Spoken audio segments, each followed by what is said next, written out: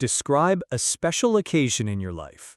You should say where this occasion took place, when it took place, who was there, and explain how your feelings on this occasion.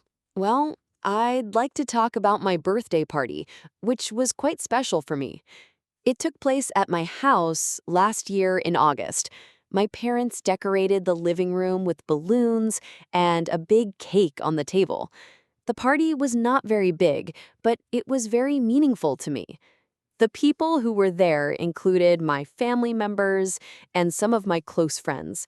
We sang songs, ate food, and played some simple games together. Everyone was smiling and laughing, which made me feel very happy. On that day, I felt excited and also a bit surprised because my friends gave me some gifts that I didn't expect. It was a warm feeling to know that people cared about me and wanted to celebrate with me. So overall, it was a simple but very memorable occasion in my life.